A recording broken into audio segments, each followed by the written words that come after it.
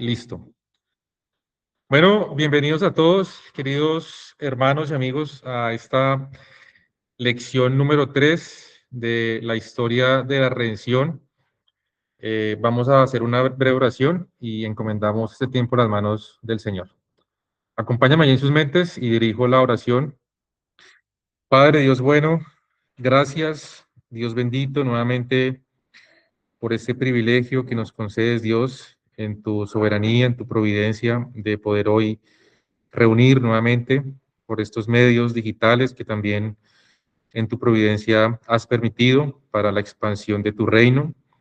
Te ruego que nos asistas ahora con tu gracia, Dios, con tu favor, que nos ilumines por medio de tu Espíritu Santo, para que durante este estudio, durante esta hora que estaremos aquí estudiando, tú nos guíes, nos ilumines y podamos seguir siendo animados, podamos seguir siendo instruidos, edificados por medio de tu palabra. Reconocemos, Dios, nuestra debilidad, reconocemos nuestra inutilidad, Padre amado, pero por tu gracia, Dios, y tu bondad, hoy estamos reunidos. Y gracias, Dios, por cada una de las personas, amigos y hermanos que hoy han conectado. Te ruego que les ayudes para que puedan ser edificados en esta noche, al igual que yo, y que me des sabiduría, Dios, para que podamos seguir avanzando en esta historia de la redención. Te damos gracias, pues gracias por Cristo, tu Hijo. Amén. Bien, amados hermanos y amigos, bueno, nuevamente me presento porque hoy se unen nuevas personas. Mi nombre es Elías Pico, para los que no me conocen, estoy aquí en la ciudad de Ocaña, norte de Santander. Soy el misionero encargado de la Iglesia Bautista Reformada de Ocaña y hemos empezado este estudio ya hace 2 semanas con la intención de que podamos conocer más la vida y obra de Jesucristo y obviamente aprovechando estos medios digitales para que las personas que están en otros lugares, así como la mayoría de ustedes, puedan sacar provecho para sus almas de estos tiempos.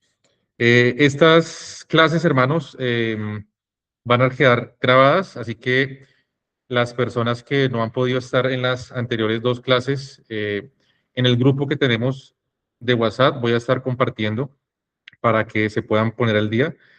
De hecho, solo está grabada la lección 2. La lección 1 todavía no pudo ser grabada, entonces voy a tener que darla en estos días y voy a grabarla para subirla ahí a la página de la iglesia para que los que ocasionalmente no puedan tal vez asistir a alguna clase o quieran repasar para que se puedan poner al día. Entonces ahí vamos a estar subiendo cada lección en la página de la iglesia, en la página de YouTube.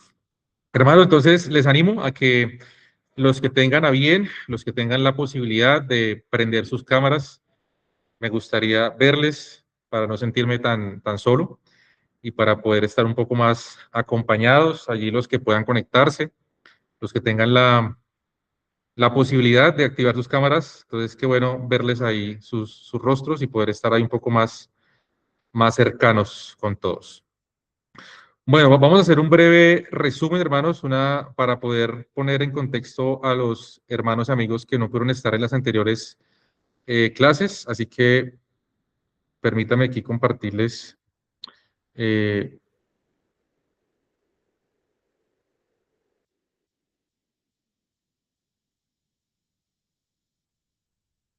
bueno, ¿están viendo, hermanos?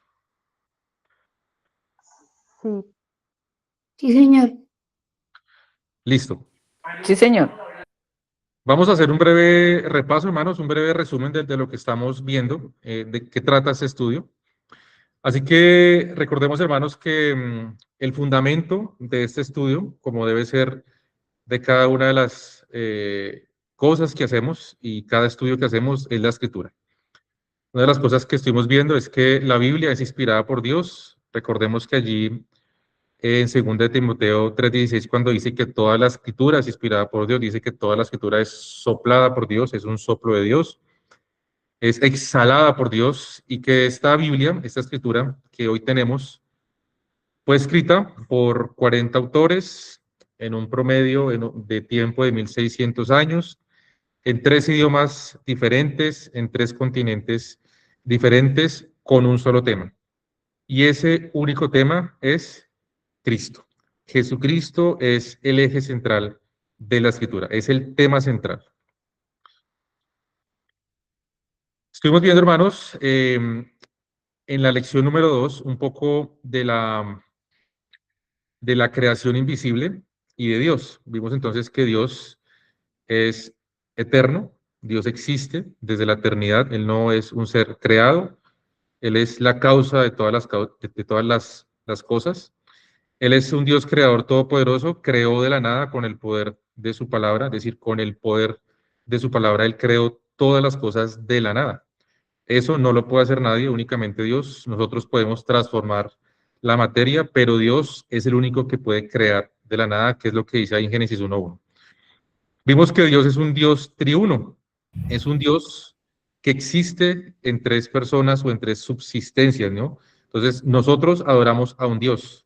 No adoramos a tres dioses, adoramos a un Dios y este Dios existe en tres personas, como dice allí en 1 Juan 5:7 y obviamente en todo el testimonio de la Escritura. En la creación invisible, recuerden que veíamos que la Escritura nos muestra que existen tres cielos, ¿no? El primer cielo es este donde nos encontramos, desde aquí, desde la tierra hasta la atmósfera. El segundo cielo es todo el espacio exterior, las galaxias, todo lo que fue creado allí en este segundo cielo, los planetas, estrellas. Y el tercer cielo es la morada de Dios, donde está el trono de Dios. Eso hace parte de la creación invisible cuando hablamos del tercer cielo.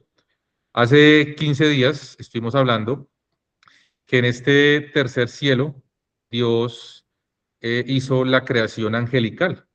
Entonces pedíamos que Dios creó a los ángeles. Esos ángeles ustedes recuerdan que están organizados por jerarquías, ¿no?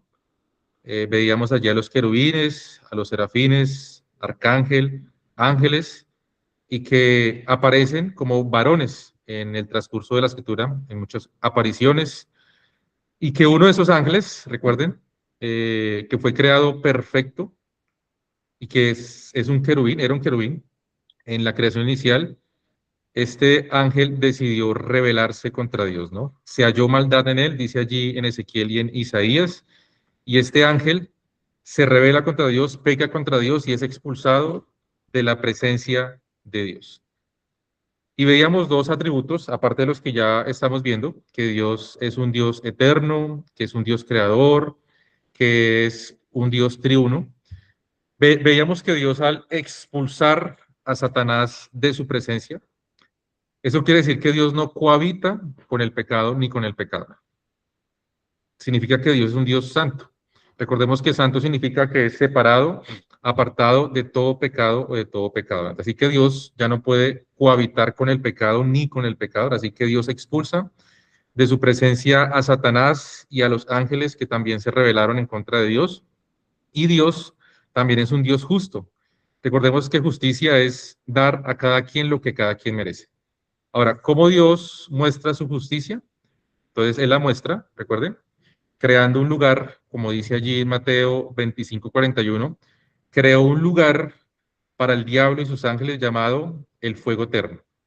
Este lugar existe, hermanos, es un lugar real y ese lugar fue creado como para poder revelar o mostrar la justicia de Dios, dar a cada quien lo que merece.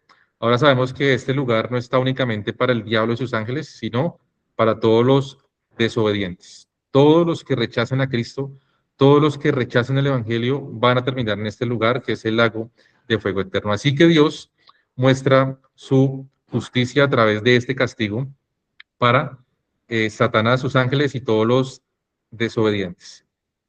Recuerden que veíamos que el infierno, que este lugar es real, es un lugar que es 0% cruel, pero 100% justo. Hay muchas personas que afirman, y seguramente ustedes han escuchado, que dicen que el infierno es aquí en la tierra, ¿no? Que todo lo que sufrimos, todo lo que padecemos, todas las tribulaciones, todas las persecuciones, hacen parte del infierno aquí en la tierra, pero eso no es cierto. Nada de las cosas que podemos pasar aquí, todas las cosas difíciles que usted y yo podamos afrontar en este mundo, como la muerte de un ser querido, la muerte de un padre, la muerte de un hijo, una enfermedad, la pérdida de un negocio, la pérdida de los bienes, cualquier cosa que usted y yo podamos padecer en este mundo, no se compara con el infierno, con estar eternamente separados eternamente de Dios. Así que todas las tragedias que podemos sufrir no se comparan con estar eternamente separados de Dios. Y este lugar es 100% justo, es 100% justo. Dios no muestra crueldad, sino que muestra justicia. Este lugar muestra la perfecta justicia de Dios. Ahora, yo quisiera preguntarles por qué el infierno es eterno. ¿Por qué el castigo del infierno no podría ser por 1000 años? No sé, por un siglo, por 10.000 años. ¿Por qué el castigo del infierno es eterno? ¿Por qué es un castigo eterno? Porque no tiene un periodo de tiempo, sino que será por toda la eternidad. ¿Alguien que de pronto quiera participar o quiera de pronto aportar a esta pregunta?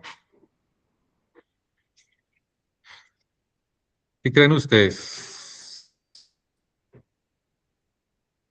¿Por qué creen que el castigo del infierno es eterno y no por un periodo de tiempo? Porque la ¿Será vida en porque Cristo es somos eterna. eternos? Sí, perdón. Hermana Elías, porque ¿Quién? la vida en Cristo es eterna. Porque la vida en Cristo es eterna, ¿ok? Creo que también, Porque la justicia, digamos, de Dios contra el pecado representa eso, ¿no? La justicia de Dios, digamos, es definitiva. ok, la justicia es definitiva, muy bien. María Elvira, ¿ibas a decir algo, creo? Sí, hermano, porque somos eternos, porque el juicio es eterno. Ok, muy bien. Entonces, sí, muy bien, todo eso que dice está muy bien, pero entonces les voy a poner un, un, un ejemplo para que ustedes puedan ya ir pensando exactamente por qué el castigo es eterno. Aquí en Colombia, cuando alguien asesina a un niño o a una mujer, recibe un castigo más grande o mayor. ¿Por qué? Porque el asesinato se cometió contra el niño o contra una mujer. Eso quiere decir que entonces el castigo aquí en Colombia, cuando hablamos de un asesinato, depende contra quién se comete ese asesinato. Ahora, ya con eso pueden entonces decir por qué el castigo del infierno es eterno. Porque el delito es contra un Dios justo, santo y eterno. Muy bien, María Elvira, excelente. Entonces, porque cuando pecamos, pecamos contra quién? Contra Dios. Y Dios es un ser eterno. Y al ser eterno, el castigo debe ser eterno. Entonces, como pecamos contra Dios y Dios es un ser eterno, el castigo debe ser eterno. Ahora, entonces, recordemos entonces que veíamos de la creación invisible que hubo un ángel, un querubín, que se halló maldad en él y que fue expulsado, y este diablo, este Satanás, ya también veíamos hace 15 días que estos nombres, tanto en griego como en hebreo, significa opositor, especialmente Satanás, que es la palabra en hebreo, significa que él es el adversario, él es el opositor. Y diablo, que es la palabra en griego, significa acusador o engañador. Listo, ahora quisiera hacerles otra pregunta. Ahora entonces Dios expulsó a Satanás, ¿no? De su presencia. En este momento, Satanás, ¿dónde se encuentra? En el En la tierra. infierno. ¿En la En el tierra? infierno. En el infierno. ¿Ok? En el infierno, en la tierra. Qué más dicen? Él En la está en tierra. las iglesias tratando como ser el ángel de luz, pero en realidad es malo. Ok, Está en el mundo tentando a la gente. ok, muy bien. Listo, ¿qué más podemos decir? Entonces dicen que en la tierra, en las iglesias, engañando a la gente, en el infierno. Bueno, Vamos a ver entonces qué dice la escritura con respecto a dónde está Satanás en este momento. Entonces, les invito a que me acompañen ahí en sus Biblias a la primera carta del apóstol Pedro. Vamos a ir rápidamente y vamos a ubicarnos en el capítulo 5 y vamos a leer el versículo 8.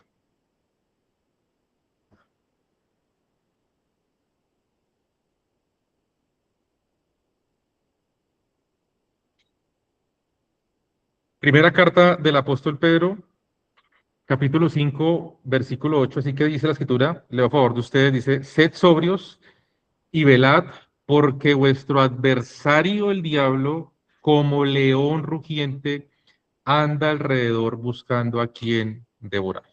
Entonces, sí, efectivamente, Satanás anda alrededor de nosotros buscando a quien devorar. Esa expresión león rugiente es muy interesante porque no sé si algunos de ustedes han tenido la posibilidad de estar delante de un león rugiente. Y cuando un león ruge es porque está hambriento, ¿no? Es porque está en búsqueda de sus presas. Así que uno de los lugares, o más bien uno de los estados de Satanás, se podría decir, es que se encuentra como león rugiente alrededor de nosotros los creyentes, buscando a quien devorar. Ahora, recordemos que Satanás no es omnipresente, ¿no? Él no está en todos lados, como nuestro Dios, que nuestro Dios sí es omnipresente y se encuentra en todo lugar, pero está en un lugar en específico. Así que, en primer lugar, Él se encuentra alrededor de nosotros buscando a quien devorar. Acompáñame al libro de Job, ahí en el Antiguo Pacto, vayamos rápidamente. Leamos Job, capítulo 1, versículos 6 y 7.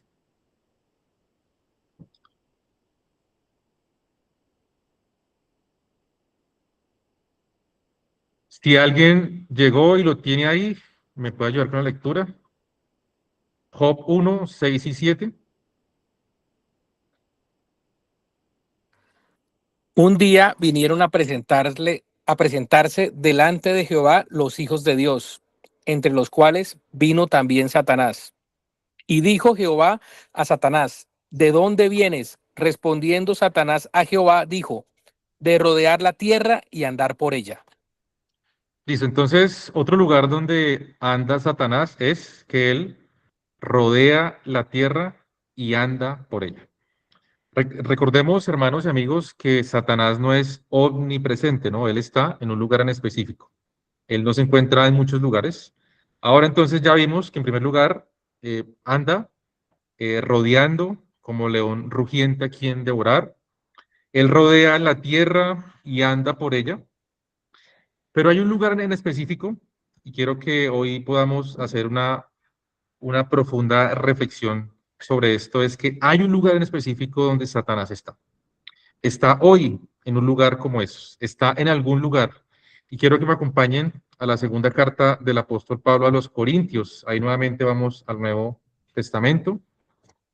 Segunda a los Corintios, vamos a ubicarnos en el capítulo 11 y vamos a leer desde el versículo 13 al 15. Segunda a los Corintios 11, 13 al 15. Y luego a favor de ustedes dice, porque estos son falsos apóstoles, obreros fraudulentos que se disfrazan como apóstoles de Cristo, ¿no? Hablando de los falsos maestros. Y no es maravilla, escuchen el versículo 14, porque el mismo Satanás se disfraza como ángel de luz. Así que no es extraño si también sus ministros se disfrazan como ministros de justicia, cuyo fin será conforme a sus obras. Entonces, queridos amigos y hermanos, Satanás no está en el infierno aún. Ese va a ser su lugar de castigo eterno. Recuerden, hermanos, que Satanás no va a gobernar el infierno, ¿no? Como a veces nos lo pintan, que Satanás va a estar allá con un trinche y va a ser el dueño del infierno y que va a mandar y va a gobernar, hermanos. Él también va a ser lanzado allí para que sea castigado. Va a ser un justo juicio en contra de él, sus ángeles y contra todos los incrédulos. Así que en este momento Satanás no está en el infierno, aún no. Eso va a ser para después del juicio final. Satanás está en un lugar en particular y es que él se encuentra, él rodea y él se para ¿dónde? En los púlpitos. Él se disfraza como ángel de luz. ¿Recuerdan qué significa la palabra diablo? Es opositor, engañador, así que él siempre se opone a la palabra de Dios. ¿Cómo se opone a la palabra de Dios? Bueno, con medias verdades. Y a la final una media verdad es una mentira. Así que Satanás en este momento se encuentra en un púlpito y sus demonios, sus ángeles, también se encuentran disfrazados como ministros de justicia también en púlpitos, engañando a las personas. Así que Satanás no está en un prostíbulo, él no se encuentra por allá en la calle del Bronx, él no está con los drogadictos, no. Él está en un púlpito, enseñando medias verdades. Así que en todos estos púlpitos, donde escuchamos el evangelio de la prosperidad, donde escuchamos este falso evangelio, donde nos presentan a Cristo como la solución a todos los problemas y que seremos ricos y seremos libres de enfermedades, y todo este falso evangelio que escuchamos en redes y en canales y en muchos púlpitos, bueno, en estos lugares ha estado o se encuentra Satanás, porque está ofreciendo el falso evangelio, disfrazado como ángel de luz. Él no está mostrado como, y voy a compartirles aquí otras diapositivas, permítame.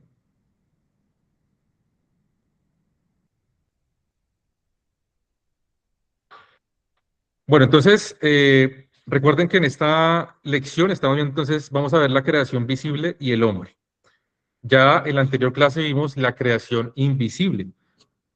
Yo les decía que era importante, hermanos amigos, poder empezar por la creación invisible, porque cuando Satanás aparezca, allí en Génesis 3, ya vamos a saber de dónde provino, quién era un querubín, pero es importante entonces que veamos que de dónde vino en esta creación invisible. Recuerden entonces también que una de las cosas que siempre nos gusta recordar, hermanos, que la Biblia, la escritura es una sola historia. No son muchas historias. La escritura es una sola historia y es la historia de la redención. Siempre vamos a estar recordando eso. La Biblia, hermanos, es la historia de la redención. No cuenta muchas historias. Sí son diferentes eventos, diferentes personajes, diferentes épocas, pero todo es una sola historia y es la historia de la redención.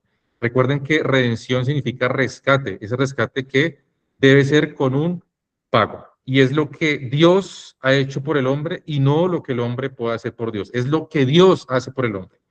Ahora sí, con ese recordatorio, entonces, el estado actual de Satanás es que, bueno, primero no está en el lago de fuego, ronda la tierra y ahora ustedes quiero que vean esto. Obviamente ustedes ven esta imagen y siempre se ha ilustrado a Satanás así, ¿no? Pero recordemos que Satanás es un espíritu, ¿no? Es un espíritu, así que él no tiene forma, él no tiene cuerpo. Y ese espíritu se disfraza como ángel de luz. ¿Para qué? Para engañar a las personas. Así que todas estas personas que están en todas esas iglesias, si han sido llamados, si han sido escogidos desde antes de la fundación del mundo, tendrán que salir de allí algún día. Tendrán que salir de allí. Si no, al final terminan siendo cómplices, cómplices de estos falsos maestros, cómplices de esta labor de Satanás de engañar con medias verdades. Listo, entonces hasta aquí tenemos lo que sería entonces la creación invisible, que todavía esto hacía parte de la clase anterior de la creación invisible. Así que hoy quiero que continuemos con lo que sería la creación visible. No sé si hasta aquí tengan alguna pregunta, alguna duda, algún hermano, algún amigo, para poder continuar con la creación visible.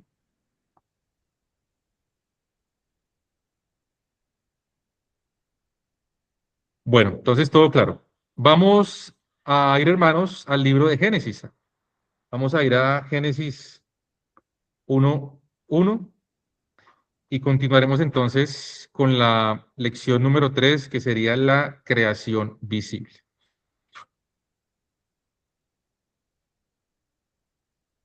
Dice la escritura, en el principio creó Dios los cielos y la tierra. Entonces, recuerden que allí cuando vemos cielos, pues ya veíamos que existen tres cielos, primer cielo, segundo cielo y tercer cielo, y dentro de ese tercer cielo está la creación invisible, que es lo que dice allí Pablo en Colosenses 1:16, que por medio de él, por medio de Cristo, fueron creadas todas las cosas, las visibles y las invisibles, los dominios, los tronos, todo esto, hermanos, hace referencia a la creación angélica.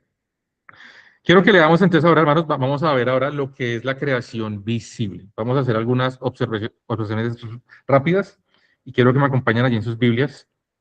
Dice entonces el versículo 2, y la tierra estaba desordenada y vacía, y las tinieblas estaban sobre la faz del abismo, y el Espíritu de Dios se movía sobre la faz de las aguas. Ahora yo les pregunto, ¿cómo es posible que algo pueda estar desordenado y vacío? ¿Acaso cuando uno entra a un lugar vacío, eh, está vacío? ¿No? ¿Cómo va a haber desorden? ¿Qué creen ustedes? ¿Alguien que quiera opinar? De pronto por vientos, ventiscas, torbellinos, huracanes. Ok.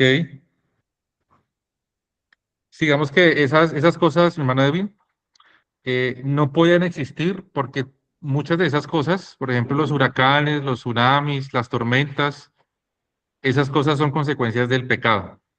Entonces, hoy todo eso que pasa, los terremotos y todo eso es consecuencia del pecado. Entonces, todavía no ha entrado el pecado al mundo, así que no pueden haber ese tipo de afectaciones en la tierra, porque la tierra también se afectó por el pecado y todavía no ha entrado el pecado al mundo.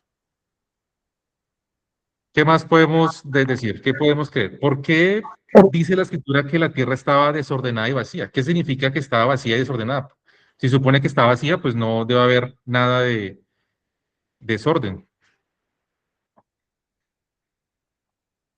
Porque todavía no está organizada. ¿Cómo? ¿Cómo, Tomás? Porque todavía no está organizada. Todavía no está Está, organizada. estaba vacía Bueno, porque Elías, hacía falta la presencia de Dios. Ok, hacía falta la presencia de Dios. hermano Elías, ahí se desmiente porque dicen que en lo que había escuchado que Satanás había caído del cielo y había desordenado todo. No. Ok, muy bien. Yo diría que porque faltaba la creación de Dios. Ok, muy bien. Listo. Muy bien todos. Vamos a hacer algunas observaciones con lo que dijeron. Sí, eso que dijo la hermanita Damaris es muy interesante porque hay una teoría que se llama la teoría del bache o la teoría del intervalo.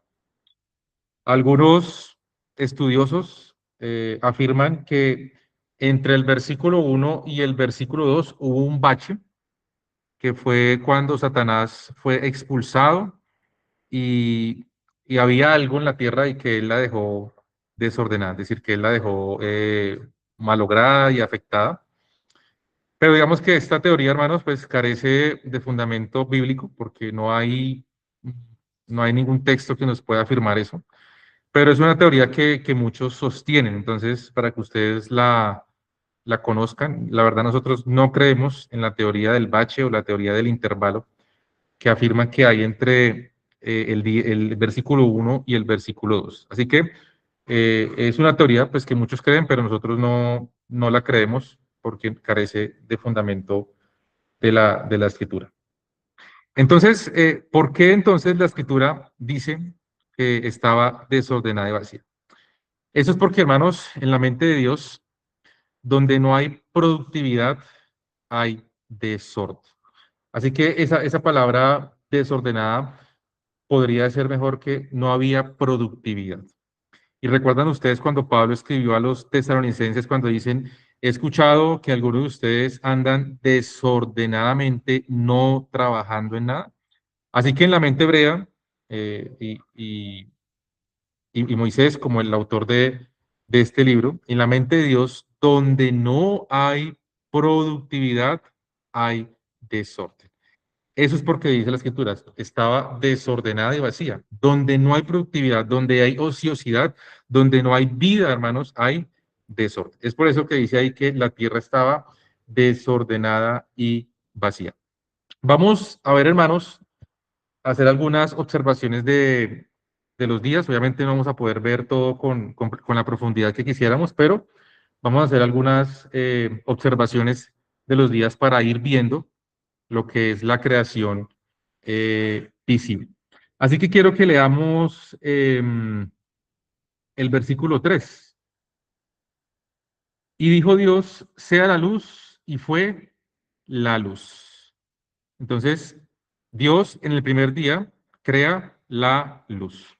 No es la luz del sol, porque el sol es creado por allá en el cuarto día. Entonces, es el luz con todas sus características, ¿no? Con todas sus condiciones, ¿no? De refracción y todas estas características que hoy conocemos de la luz. Es decir, que la luz fue creada en el día número 1. Es importante, no es la luz del sol, no es el sol, es la luz. La luz como la conocemos, como el concepto de luz y todo lo que hemos estudiado acerca de la luz, obviamente en nuestras clases de física y sociales y todo eso está relacionado, es la luz, ¿no? Con todas sus propiedades, lo que fue creado el primer día fue la luz. Eso fue el primer día. Ahora quiero que veamos el día número 2. Leamos el versículo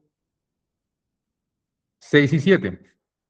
Luego dijo Dios, haya expansión en medio de las aguas y separe las aguas de las aguas. E hizo Dios la expansión y separó las aguas que estaban debajo de la expansión de las aguas que estaban sobre la expansión, y fue así. Ahora entonces, la tierra era agua, estaba rodeada totalmente de agua, y lo que Dios hace es que separa aguas de las que están aquí en la tierra y pone aguas arriba. Entonces, ese espacio que queda es lo que se llama expansión, o lo que nosotros llamaríamos el primer cielo. Entonces, en este espacio, hermanos, de la tierra, que era totalmente agua, Dios hace una separación entonces hasta esta parte de arriba de la atmósfera y pone aguas aquí, y ese espacio es lo que Dios llama expansión. Así que en el segundo día, Dios hace la atmósfera, el primer cielo, y los mares. Por ejemplo, podemos ver en el versículo 9 que dice... Perdón, en el versículo 8 dice, y llamó Dios a la expansión cielos, y fue la tarde y la mañana el día segundo. Entonces las aguas que quedan aquí en la tierra es lo que van a quedar para conformar lo que serían los mares y los ríos. Hasta aquí, hermano, entonces tenemos el segundo día de la creación. Primer día luz, segundo día cielos, atmósfera y mares, y ahora vamos a pasar al tercer día de la creación. Dice entonces el versículo 9, ahora sí, dijo también Dios, júntense las aguas que están debajo de los cielos en un lugar y descúbrase lo seco. Y fue así, versículo 10, y llamó Dios a lo seco tierra y a la reunión de las aguas llamó mares, y vio Dios que era bueno. Ahora ustedes van a empezar a ver, hermanos, de ahora en adelante, cada vez que Dios termina una de sus creaciones en cada día, va a decir que, y vio Dios que era bueno. Y vio Dios que era bueno. Ahora vamos a continuar, hermanos, entonces, con el día 4. Ahora tenemos entonces en el día 3 lo seco, que es la tierra, y la vida vegetal. Aún en el 3, leamos, dice el 11, después dijo Dios, produzca la tierra hierba verde, hierba que dé semilla, árbol de fruto que dé fruto según su género, que su semilla esté en él sobre la tierra, y fue así. Dice entonces, dé fruto según su género.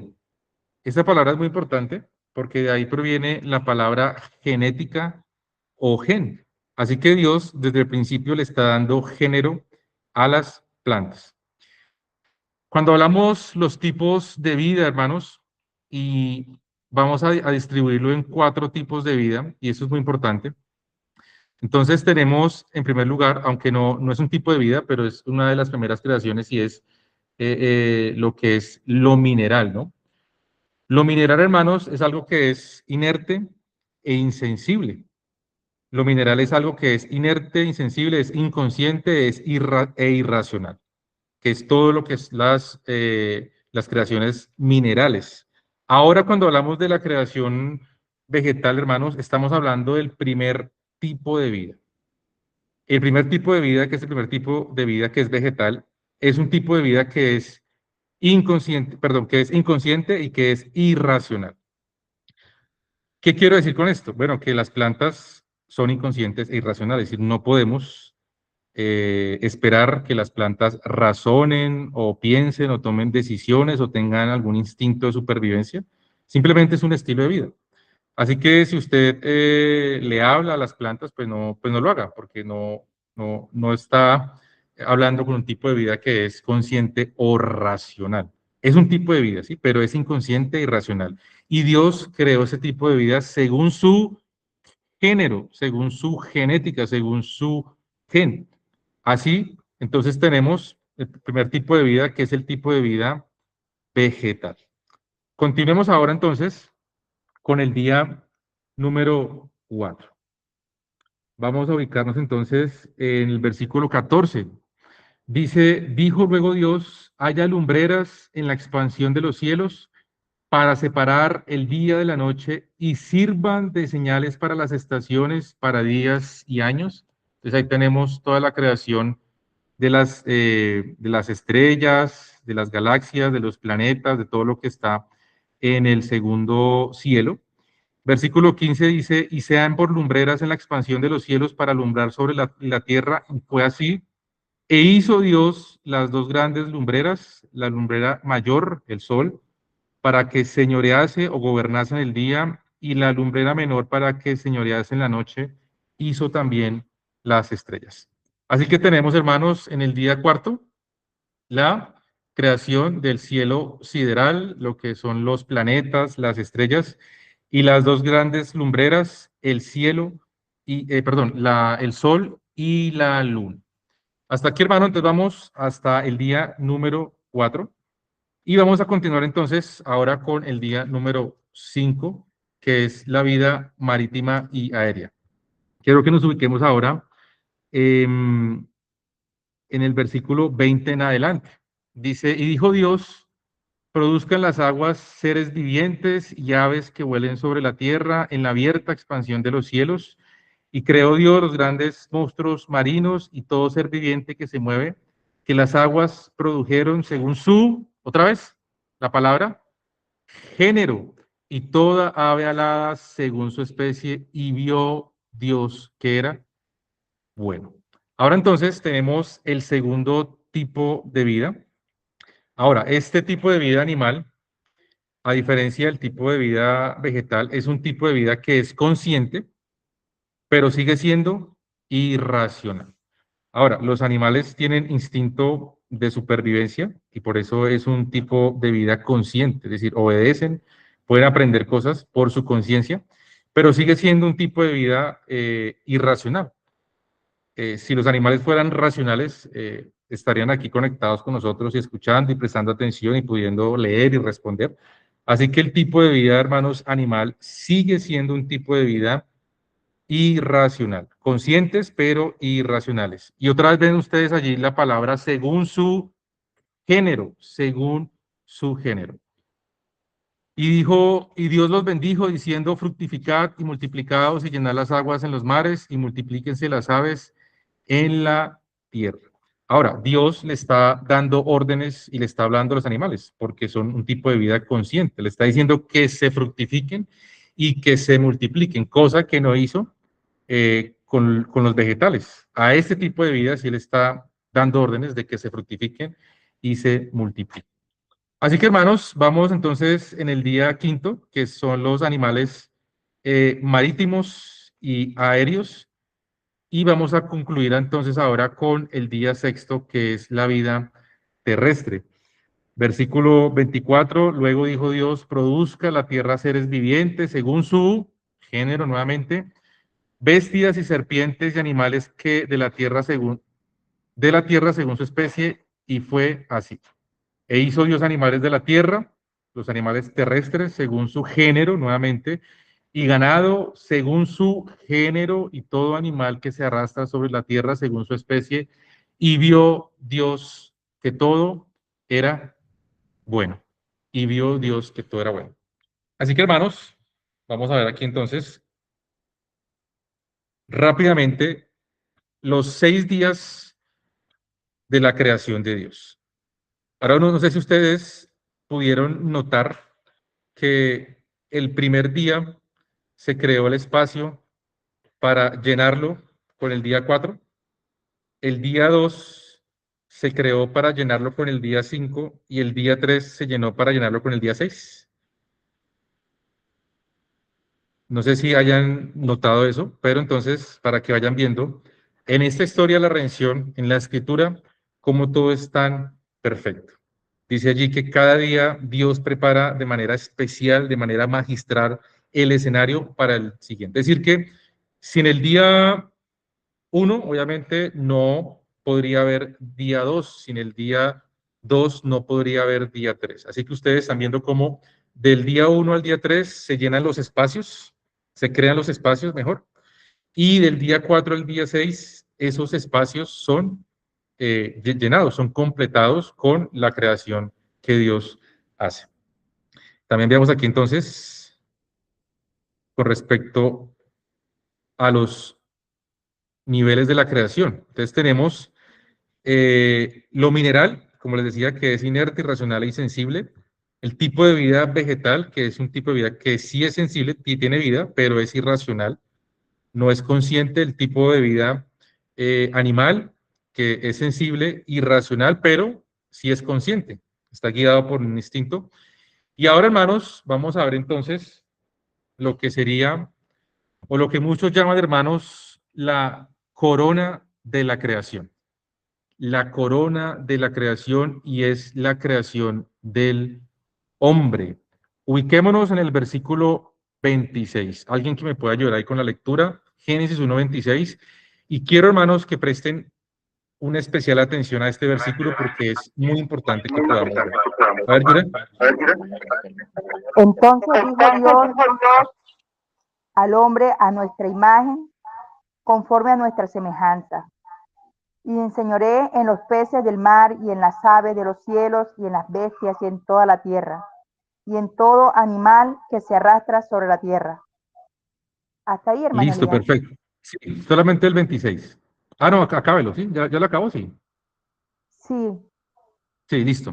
Perfecto. Entonces, Génesis 1:26. Entonces dijo Dios, hagamos al hombre a nuestra imagen, conforme a nuestra semejanza. Perdón.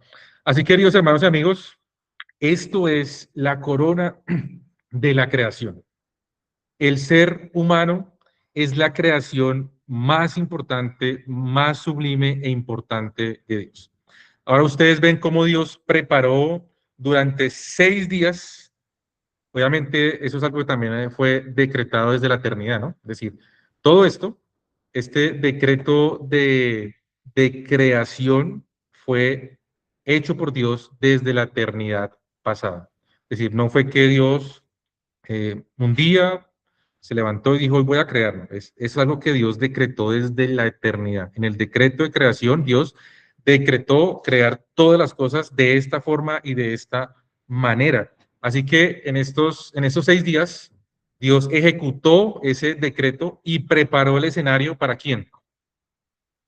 Para el hombre, para la corona de la creación. Así como cuando uno va a tener un bebé, ¿no? Y uno prepara todo el escenario para el bebé. Entonces uno compra todos los implementos, la cuna, el corral, el coche, los pañales, así como cuando uno prepara todo ese escenario para ese bebé que van a hacer, así Dios ha preparado esta creación para poner allí al hombre, la corona de la creación. Aquí. Profe, una pregunta. Sí, hermanito. La pregunta es, ¿el día como tal es de 24 horas? Porque hay partes de la escritura donde dice que un día para Dios son 1000 años o 1000 años un día, o son literalmente 24 horas.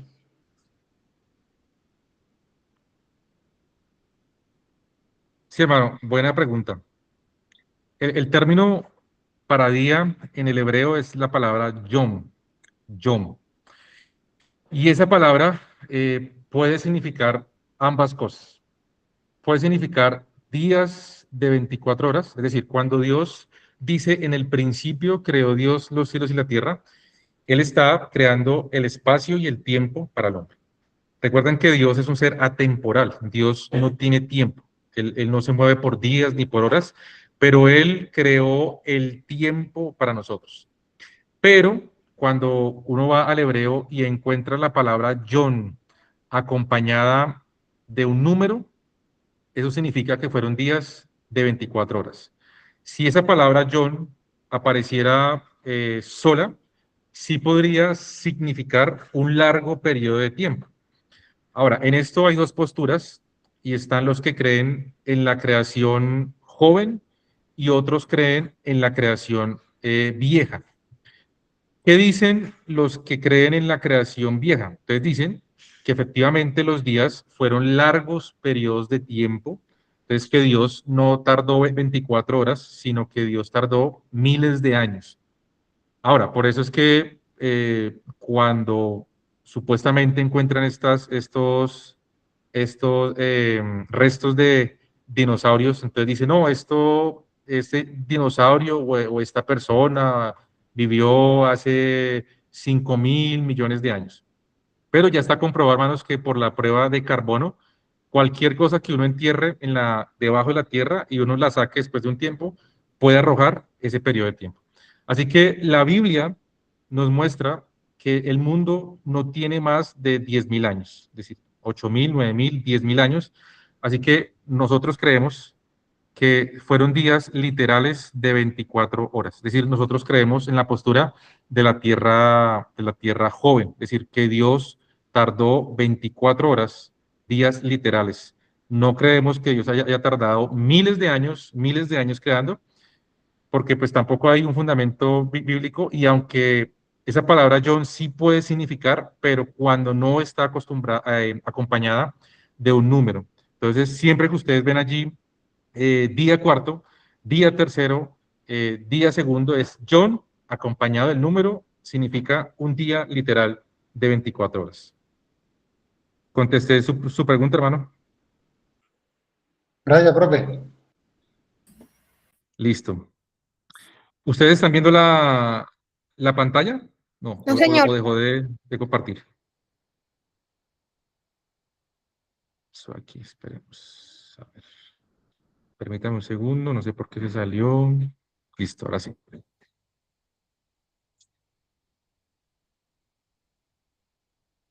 ¿Listo? ¿Ahora sí están viendo? No, señor. Se volvió a salir. Se volvió a salir. No volvió a salir. Qué raro, a ver. Ventana y compartir. Listo.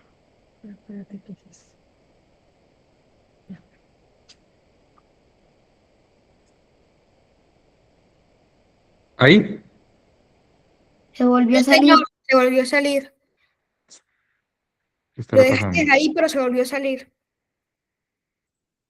Voy a comprar la pantalla completa, a ver. Compartir. Ahí están viendo, ¿sí? Sí, señor. Sí, señor. A ver si la pongo completa, sale otra vez.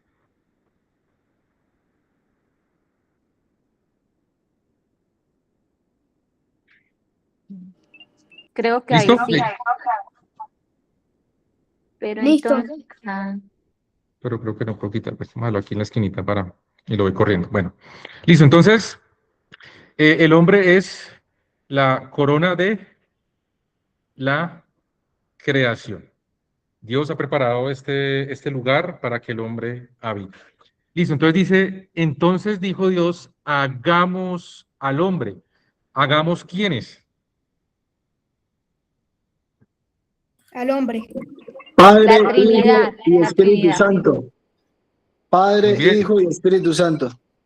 excelente, mi hermano Duman. Entonces, el Padre, el Hijo y el Espíritu Santo en esta comunicación intratrinitaria, ellos están comunicando y están diciendo, hagamos al hombre. Equivocadamente, muchos han pensado que esta expresión hagamos es Dios y los ángeles, pero recuerden que los ángeles también son criaturas y el único que se le puede atribuir este atributo de creador es a Dios. Así que hagamos es el Dios trino, el Dios triuno, en esta comunicación intratrinitaria, el Padre, el Hijo y el Espíritu Santo dicen, hagamos al hombre, es lo que dice aquí, hagamos al hombre. Entonces vemos cómo la Trinidad está allí magistralmente diciendo, vamos a hacer al hombre a nuestra imagen y semejanza. Entonces no es el Dios con los ángeles, es Dios trino, el Dios trino.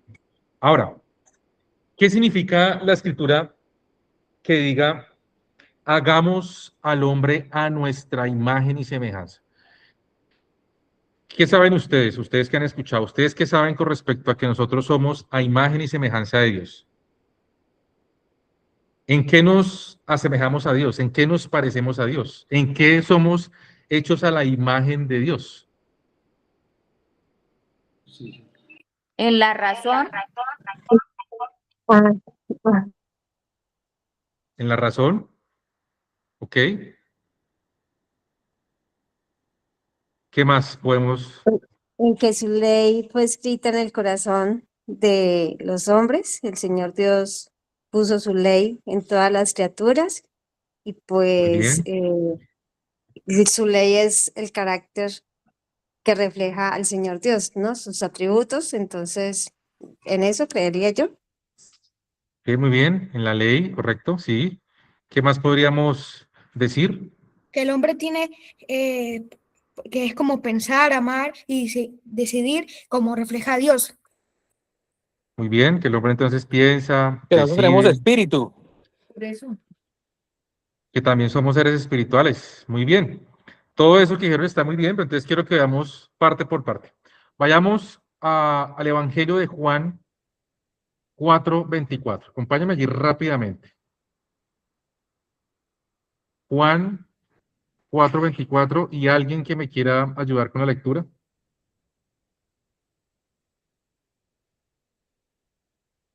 yo, amor, bájale allá.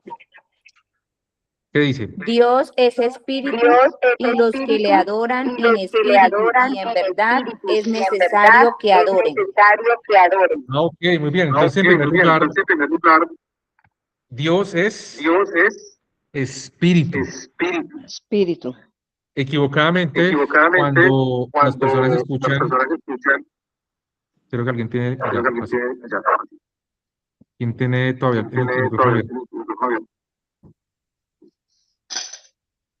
Listo. Entonces, cuando Dios dice que el hombre es hecho a la imagen y semejanza de él, entonces no es que Dios tenga cuerpo, ¿no? Equivocadamente, hay muchos que creen en que Dios también tiene cuerpo y ustedes han visto cómo a Dios lo han pintado, lo han caricaturizado, por ejemplo, como un viejito con barba, con una batola blanca, sentado allá en el trono. No.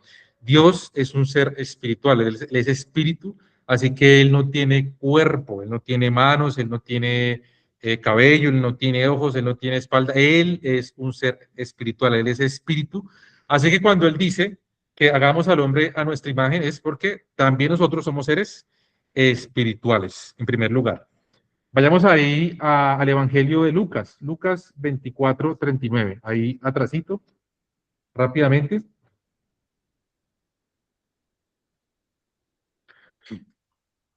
Lucas 24:39. ¿Otra persona que me quiera ayudar con la lectura?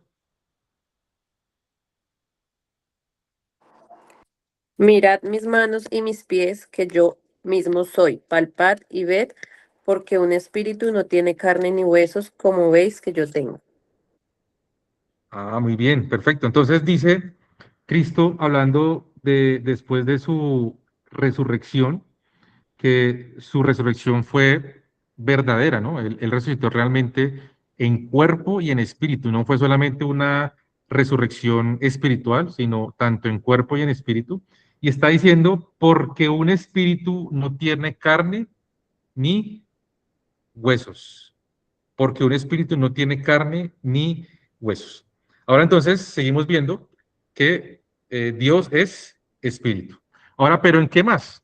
¿En qué más entonces fuimos creados a imagen y semejanza de Dios? Vayamos al libro de Efesios 4:24.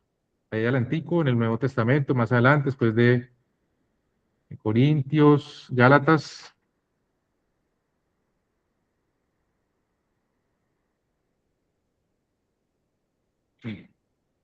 Efesios 4:24.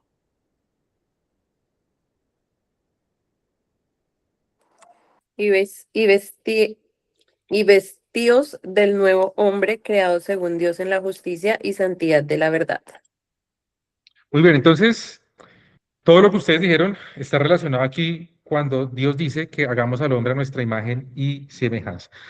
Dios nos hizo seres morales, nos hizo seres espirituales, con aspectos espirituales y con aspectos morales.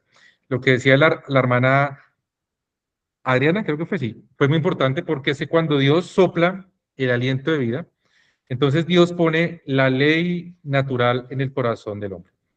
O también se conoce como ley moral. Entonces, ¿qué es la ley moral o la ley natural? Entonces, es el conocimiento del hombre de la ley de Dios, ¿no? Y obviamente cuando hablamos de la ley moral, hacemos referencia a los 10 mandamientos. Esto es la ley moral de Dios que está escrita en el corazón de cada hombre. Ahora, ¿por qué hago una distinción entre ley natural y ley moral? Es porque solamente hasta el Sinaí, cuando Dios le muestra a Moisés y al pueblo los 10 mandamientos, es que ellos pueden verlos, entenderlos con claridad. Antes de eso, la ley natural estaba escrita en el corazón de todos los hombres. Está escrita en el corazón de todos los hombres, como dice Pablo a Romanos. Ahora, ¿por qué el hombre sabe que es malo matar cuando nunca ha escuchado no matarás? Por ejemplo, ¿por qué Caín sabía que matar era pecado cuando nunca se le había dicho que no matarás? Por su Bueno, ley porque, natural. muy bien, porque tenía la ley escrita en su corazón. Así que cada hombre, cada ser humano tiene la ley natural escrita en su corazón. Ahora, los que somos creyentes ya sabemos cuál es la ley de Dios y esto se conoce como la ley moral de Dios que está escrita en el corazón de nosotros. Actúa de diferentes formas, tanto en el creyente como en el impío. A nosotros nos recuerda nuestra condición y nos lleva a Cristo y saber que no podemos cumplir la ley por nuestras propias fuerzas, no podemos cumplir la ley a la perfección, por eso tenemos que ir a Cristo porque Él sí la cumplió a la perfección. En cambio, en el impío lo que hace es acusarle su conciencia.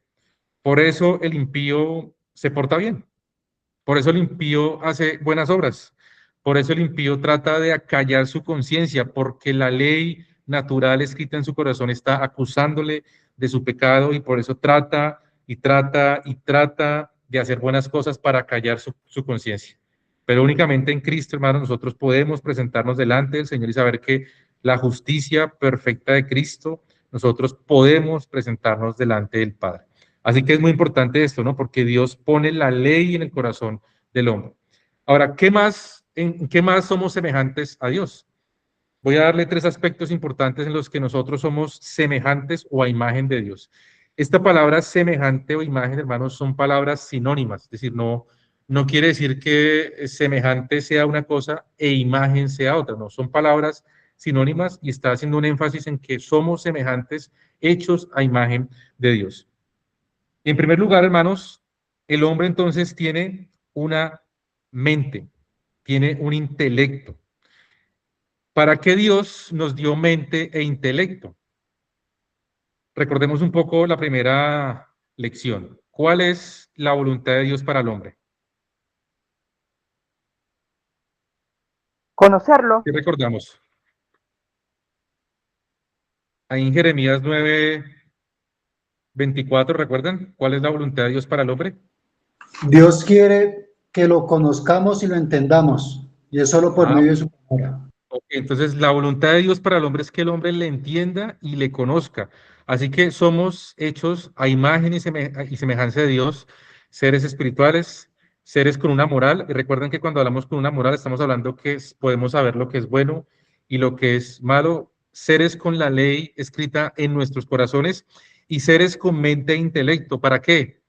para entender y conocer a Dios. Leo a favor de ustedes el Salmo 119, 73, que dice: tus manos me hicieron y me formaron, hazme entender y aprenderé tus mandamientos. Hazme entender, hazme aprender. Así que, hermanos, Dios nos ha dado mente, intelecto para que le conozcamos, para que le entendamos, para que sepamos todo de Dios, para que podamos conocer sus atributos, para que podamos conocer sus obras y para que podamos entenderle y vivir para él. En segundo lugar, Dios también nos ha dado emociones y afectos.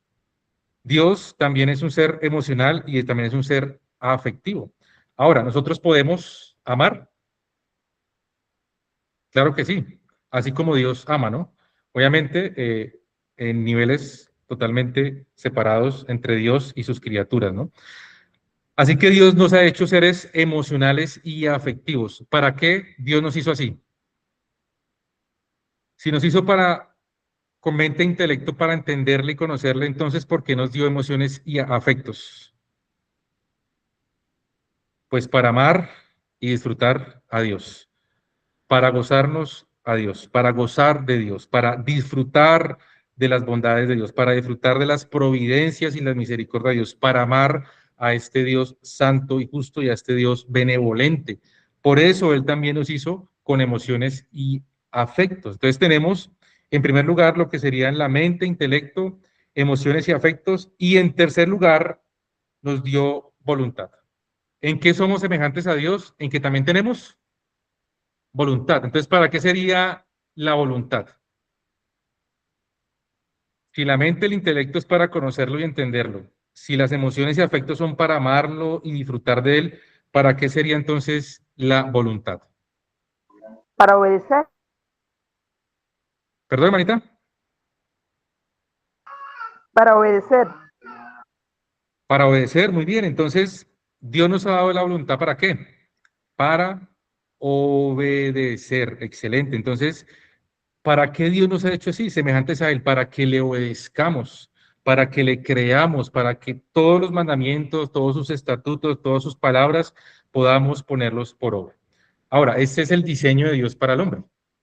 Ese es el diseño de Dios para el hombre. Pero obviamente vamos a ver más adelante cómo este diseño va a quedar afectado por el pecado. Así que veamos rápidamente. ¿Están viendo la imagen? Sí. Sí, hermano. Entonces veamos rápidamente lo que no es la imagen de Dios. Entonces Dios es espíritu, así que cuando somos imagen y semejanza a Dios, no es que seamos en forma física, ¿no? No, Dios no tiene cuerpo. Entonces dice ahí que este reflejo, obviamente, es obviamente con que somos seres espirituales y que somos seres morales. Así que Dios nos ha hecho moralmente responsables. Lo que no le dio a las plantas, lo que no le dio a los animales. Es decir, los animales y las plantas no son moralmente responsables. En cambio, ustedes y yo, el hombre, sí es moralmente responsable delante. Es decir, que sabe lo que es bueno y va a saber lo que es malo. Sabe lo que es bueno y sabe lo que es malo. Es por eso que Dios nos ha puesto a nosotros esa ley para que podamos saber, para que podamos entender cuál es esta ley, que eso que es malo, podamos entender que es malo.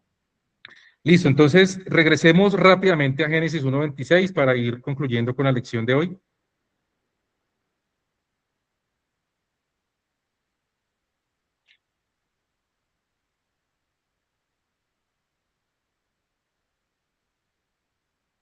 Listo, entonces dijo Dios, hagamos al hombre a nuestra imagen, conforme a nuestra semejanza.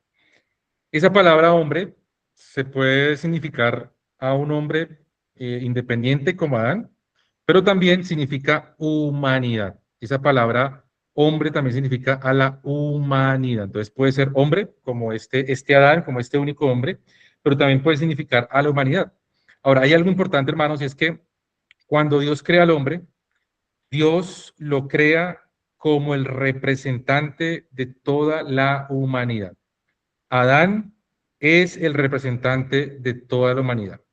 Ahora, ¿qué hubiera pasado si Adán hubiera obedecido y no hubiera comido del árbol de la ciencia del bien y del mal y hubiera obtenido el árbol de la vida eterna?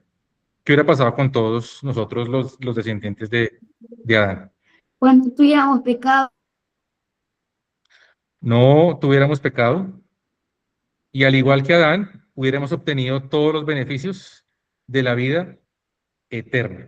Aquí hay algo importante y quiero que piensen y preguntarles.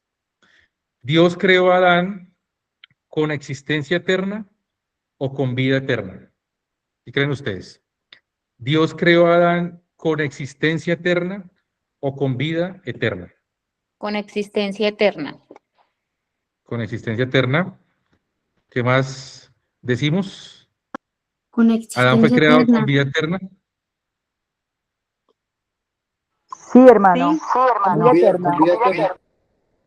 Con existencia eterna, pero no con vida eterna. Existencia eterna, eterna. Otros dicen vida eterna. Con Ok. existencia eterna también, pienso yo. Con Yo pienso que existencia con vida eterna. eterna. Eterna. Con vida eterna. Listo. Bueno, entonces, si Adán fue creado con vida eterna y hubiera comido del árbol de la vida eterna, entonces, ¿qué hubiera obtenido? ¿Más vida eterna? La muerte. No. Ok, entonces Adán fue creado con existencia eterna, que es muy diferente. Eso es muy importante porque es que él fue creado con existencia eterna y a él se le ponen esos dos árboles que no coma el árbol de la ciencia del bien y el mal. Es decir, que si él hubiera extendido su mano y él hubiera comido del árbol de la vida eterna, él hubiera obtenido vida eterna. Kenny, ¿vas a decir algo? Buenas noches, ¿cómo están? Hola Jenny, ¿cómo estás? Bien, gracias a Dios. Hermano Elías, para hacerte una pregunta, es que yo me confundo cuando dicen que Jesucristo es Dios. Y entonces cuando voy a orar y oro al Padre en el nombre de Jesús, y yo escucho así a varios predicadores así cuando están, así que tienen alguna conferencia, entonces dicen que Jesucristo es Dios y ahí se me enreda se me vuelve la cabeza como un salpicón. Yo sí quisiera que me aclarara, o sea, cómo debemos orar al Padre en el nombre de Jesús, pero entonces cuando yo escucho a alguien que dice que Jesucristo es Dios, ahí se me enreda todo. Sí, Jenny, bueno, es una pregunta muy profunda, pero solo te voy a responder algo muy breve. Sí, Jesucristo es Dios, Él es la segunda persona de la Trinidad, así que es correcto decir que Jesucristo es Dios. Cuando oramos, el mismo Cristo nos dejó el modelo de oración con el Padre Nuestro. Entonces, Padre Nuestro que estás en los cielos. Ahora, hubo un par de oraciones que fueron dirigidas a Cristo. Por ejemplo, Esteban oró a Cristo. Y no está mal, pero yo creo que sería seguir el modelo que el mismo Cristo dejó. Oramos al Padre por medio de Cristo, por el poder del Espíritu Santo.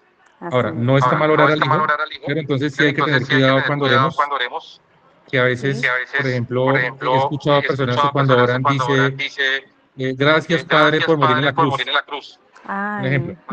Entonces es equivocado porque el que murió en la cruz no fue el Padre, fue el Hijo. Entonces hay que tener cuidado cuando oramos, hacer la distinción entre las tres personas de la Trinidad, pero sí podemos orar dirigidos al Padre. Sí, porque también hay muchas canciones que nombran solamente a Jesús, pero a Dios, al Padre. Sí, no está mal, pero hay que tener cuidado a veces con qué enfoque lo hacen, porque puede caer en la herejía del modalismo, que son los unicitarios o los famosos Jesús solo, entonces hay que tener cuidado con eso. Muchísimas gracias, hermano Elías, Dios lo bendiga. Gracias por la explicación. Bueno, Jenny. Elías, Listo, entonces. creo que en tu casa hay otro micrófono y está haciendo retorno. Sí, creo que era el de Jenny, pero ya lo apagó. Listo. Entonces, leamos el versículo 27. Entonces dice, y creó Dios al hombre a su imagen, a imagen de Dios lo creó, varón y hembra los creó. Entonces esta palabra hombre, ¿sí ven? Es la palabra humanidad. Y dice que varón y hembra los creó. Así que Dios ha puesto al hombre como el representante de la humanidad.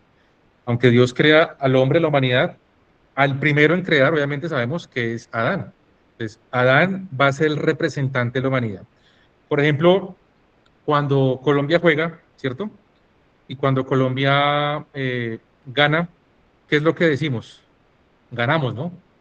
Es decir, esos 11 jugadores nos están representando a todo un país de 50 millones.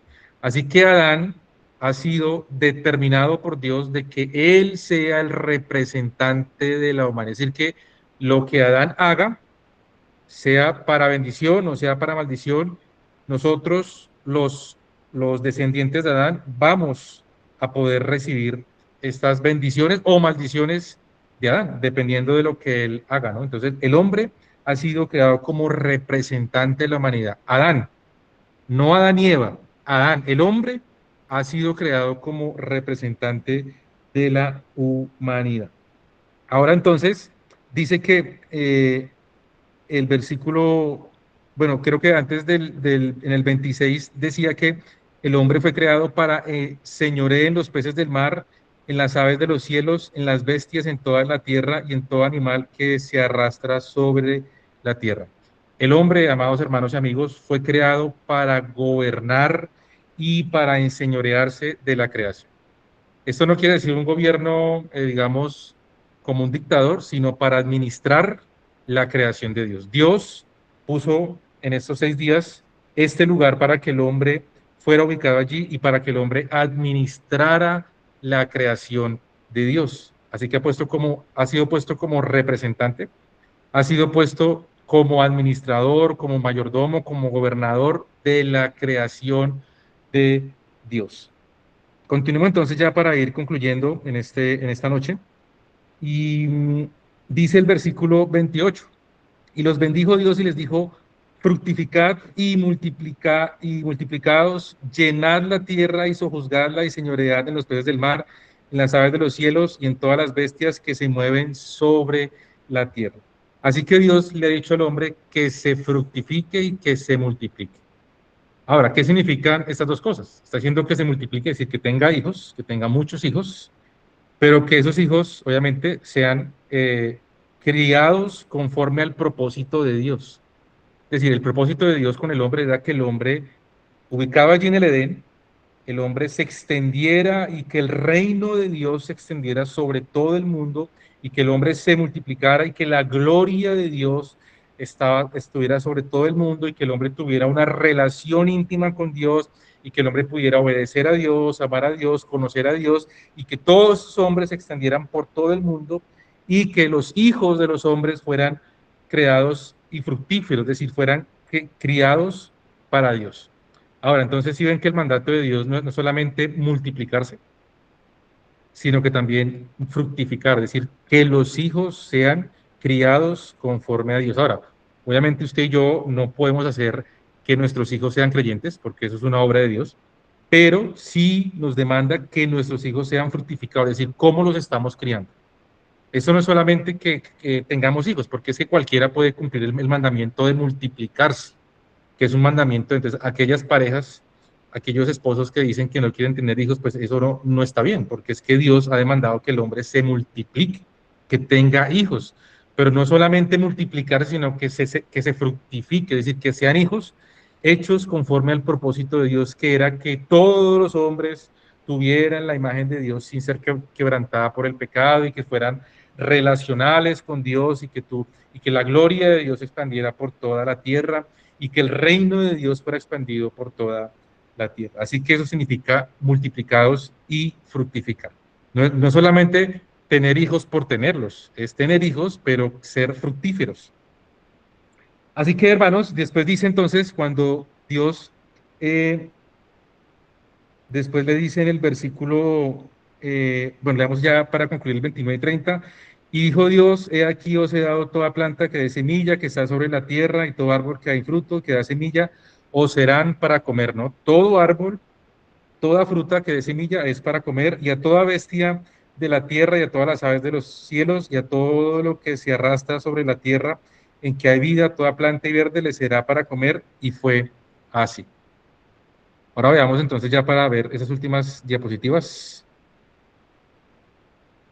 Entonces aquí tenemos Adán como el primer representable. Entonces, recuerden, la palabra hombre en Génesis significa tanto Adán como individuo o como humanidad. Entonces, el principio de la representación es que sus acciones definirán a toda la descendencia.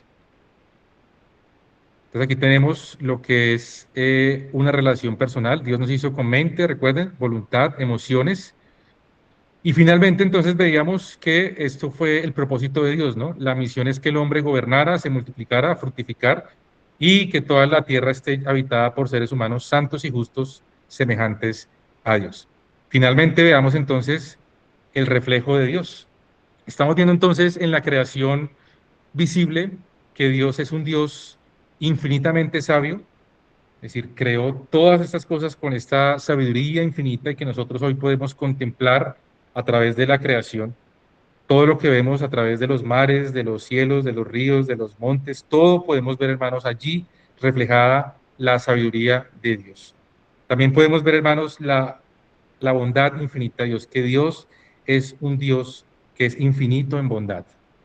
Él muestra cada día sus provisiones, su cuidado, su favor hacia nosotros, y aún después de la caída, queridos hermanos, podemos ver cómo Él sigue mostrando esta benevolencia aún con los impíos, que dice que hace llover sobre justos e injustos y que saca el sol hacia los justos y a los injustos. Y finalmente podemos ver su poder infinito. Y quiero que leamos el versículo 31. Y vio Dios todo lo que había hecho, y aquí que era bueno en gran manera, y fue la tarde y la mañana el día sexto. Y así concluye Dios con la creación visible y con la corona de la creación que es el hombre, un mundo perfecto, un mundo sin pecado, un mundo sin mancha, un mundo sin muerte. Así que Dios, todo lo que Dios había creado, todo lo que Dios había hecho, era bueno en gran manera. Era bueno en gran manera. Ahora, ¿qué va a pasar después? Ahora, fuimos creados a la imagen de Dios. Dios ha puesto su ley en nuestros corazones. Dios nos ha hecho para que le amemos, para que le conozcamos, para que le entendamos, para que le obedezcamos. Y el propósito que Dios tenía era que los hombres pudieran llenar toda la tierra y que le amáramos y que pudiéramos vivir en relación con Él. Ahora, ¿qué va a pasar después? Obviamente ya todos sabemos qué va a pasar después, y eso va a ser parte de la lección número 4. Así, queridos hermanos, concluimos entonces con esta lección número 3. No sé si antes de que cerremos alguien tenga alguna pregunta, tenga alguna duda, algún comentario. Yo tengo una pregunta. Sí, señor. ¿Por qué el árbol del conocimiento del bien y del mal era necesario en la creación del hombre? Bueno, es una pregunta muy, muy difícil porque no podemos saber. Bueno, aunque eso es aparte del decreto de Dios, lo que sí sabemos es que todo lo que ha sucedido, tanto el decreto de creación, el decreto de caída, el decreto de redención, hace parte de lo que Dios ha decretado desde la eternidad. Pero podemos ver en la Escritura que todo lo que Dios ha decretado ha sido para manifestar su gloria. Todo lo que hace, todo lo que Él ha ordenado, todo lo que Él ha decretado es para su propia gloria. Así que esa era la forma en cómo Dios decretó que Él iba a ejecutar esto que Él había ordenado desde la eternidad y que era para su propia gloria. Obviamente yo sé que en nuestra mente finita nos cuestionamos, ¿no? Y preguntamos, bueno, ¿por qué Dios puso el árbol? ¿Por qué no lo quitó? ¿Por qué simplemente puso a Adán en el Edén sin ese árbol? Pero todo eso hace parte del decreto, y como dice en Deuteronomio 29:29, las cosas secretas pertenecen a Jehová nuestro Dios, mas las reveladas son para nosotros. Así que lo que Dios ha revelado es lo que tenemos y es lo que debemos ver y lo que debemos creer. Eso que es secreto, algún día, si el Señor quiere, nos lo va a revelar en la eternidad. Tengo una última pregunta ya. ¿Qué implicaciones tenía para obedecer o desobedecer en términos de vida y muerte y su relación con Dios? ¿Qué implicaciones? ¿Qué implicaciones tenía Adán obedecer o desobedecer en términos de vida? vida o muerte y su relación con Dios. Sí, como él fue creado para relacionarse con Dios, obviamente, y como ahorita veamos, él fue creado con existencia eterna. Así que si él obedecía, iba a obtener la vida eterna, y si él desobedecía, iba a obtener muerte eterna. ¿Alguien más, queridos hermanos, amigos? ¿Alguna otra pregunta, alguna duda, comentario que alguien quiera hacer? Hermano Elías, lo que dice la palabra de Dios en Génesis 1, en lo que fui un tiempo enseñado, dice que en el principio creó Dios los cielos y la tierra, y la tierra estaba desordenada y vacía, y las tinieblas estaban sobre la faz del abismo, y el Espíritu de Dios se movía sobre la faz de las aguas. Y dijo Dios, sea la luz. Cuando esta pregunta sobre sea la luz es para saber discernir que no se está refiriendo a nuestro Señor Jesucristo, porque aquí manda a 2 de Corintios 4:6. Entonces, para ver, porque muchas personas fuimos enseñadas de que Él era Cristo, y Cristo ni es creado, ni sino, como dice ahí, sino que es eterno. Así es, hermana, sí. Sí, hay muchas personas que equivocadamente piensan que esa expresión de sea la luz se refiere a Cristo, pero no puede ser porque Cristo no fue creado. Cristo también es Dios eterno, la segunda persona de la Trinidad. Y esa referencia que usted habla ahí de 2 de Corintios 4:6 es que Pablo sí usa la analogía entre la creación de la luz y la regeneración del creyente. Es decir, que Pablo acude a este momento de la creación para hacer una analogía en lo que sucede cuando el pecador es regenerado, y lo asocia o hace la analogía con la creación de la luz. Así sí, es correcto, no hay que creer que Cristo fue creado en ese momento y no se refiere a la creación de Cristo porque él es eterno. ¿Alguna otra pregunta, hermanos? ¿Alguna otra duda o comentario?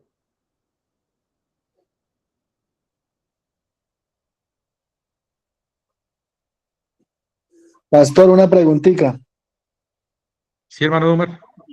Si nuestro Padre hizo la tierra, todo en 6 días, y para nuestro Padre 6 días para nosotros son 1000 años, y o sea que en este tiempo llevaríamos 2 años para nuestro Padre, para nosotros serían 2000 años, o sea que el fin del mundo sería en el año 6000. Pues tengo yo esa inquietud, ¿no? En lo que leímos ahí. Sí. Sí, mi hermano. Sí, esa expresión, mi hermano, es una figura literaria que aparece allí en Pedro, y cuando dicen que para Dios 1000 años son como un día y un día son como 1000 años, no es algo que se debe tomar de forma literalista, ¿no? Es decir, porque ese es el argumento que lamentablemente usan los dispensacionalistas para cuando hablan del milenio y todo esto, que el milenio pues va a ser después de la segunda venida de Cristo. Entonces, no, eso como es un lenguaje que es figurado, hermanos, y es una figura literaria, lo que obviamente nos muestra la escritura con respecto a esta expresión es que Dios es un ser atemporal. Es decir, Dios no se mueve por el tiempo, es decir, para Dios no es como que Dios está sometido al tiempo, porque Dios está sometido a un día o a 1000 años, sino que simplemente Dios al ser atemporal, pues obviamente Él no está sujeto al tiempo. Así que como yo les explicaba al principio, es incorrecto decir que, por ejemplo, cuando dice que un día de creación equivale a 1000 años por esa expresión de Pedro, no es correcto porque ya le explicaba que esa palabra Yom al lado de un número hace referencia a un día de 24 horas. Entonces, sí, yo entiendo esa postura, pero entonces es una postura equivocada porque es que cuando uno se encuentra delante de estas figuras literarias, normalmente son figuras que uno debe interpretar de manera simbólica o debe interpretar obviamente en un sentido figurado.